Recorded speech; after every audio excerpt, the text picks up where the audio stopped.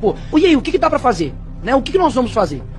E eu confesso que muitas vezes eu fico assim, e aí, o que eu vou falar? O que nós vamos fazer? A gente vai entrar lá dentro do presídio, vai arrancar todo mundo na mão? A gente vai passar pro âmbito da balbúrdia, de começar a xingar todo mundo? A gente vai começar a ir pro ato de violência? A gente vai fazer o quê? Porque afinal de contas, não há o que se fazer. Desculpa, não há o que se fazer nesse sentido. Essa é a realidade. Porque você olha para o que está acontecendo hoje no nosso país, não é que nós precisamos mais de leis. Nós não precisamos mais de projetos, não precisamos mais de PECs. Sabe o que a gente precisa? De homens com virtudes. Precisamos de homens de coragem. Quantos mais ditadores, né, como diz Winston Churchill, nós vamos ter que apaziguar?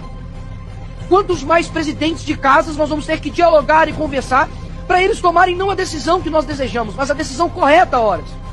Quantas horas, senador Girão, o senhor já gastou conversando com pessoas? Talvez o senhor não gostaria de conversar.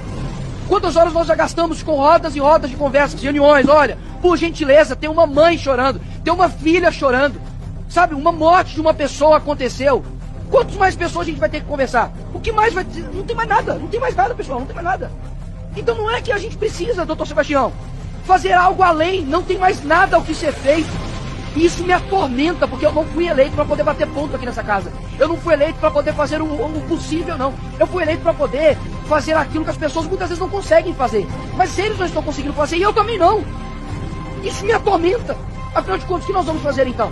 Porque na hora que o Clezão estava sendo enterrado, o Alexandre de Moraes estava sendo condecorado. Então, aí eu te pergunto, e aí? O que a gente fala para os advogados que estão aqui? O que a gente fala para essa família que está aqui? Com os brasileiros que já foram às ruas. Eles já foram às ruas. E, inclusive, muito que está acontecendo hoje tem pressão digital do STF, sim, óbvio.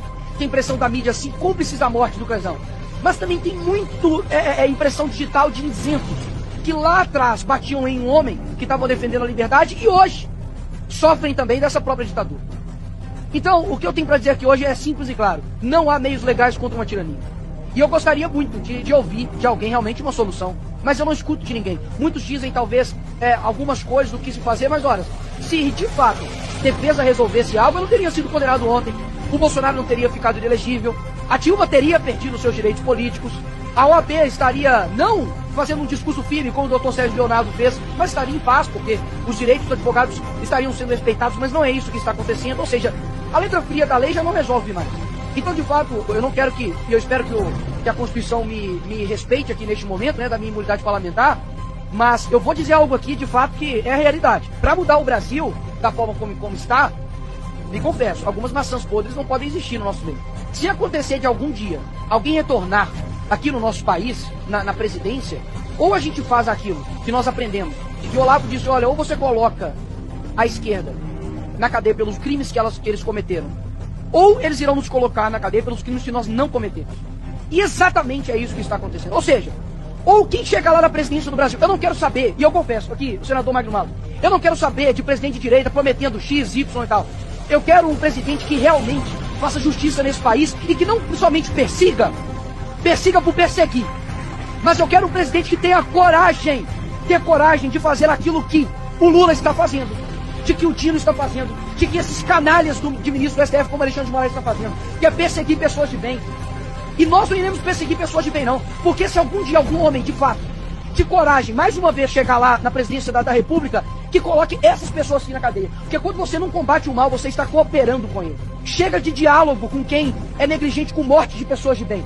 O Clezão estava trabalhando, foi para uma manifestação e foi morto por negligência de um ministro. Não tem diálogo com essas pessoas. Não estão pedindo para poder matar opositores. Estão pedindo para poder fazer justiça com quem está fazendo injustiça. Porque justiça fora de tempo é injustiça. E é exatamente isso que aconteceu com a família do Clezão.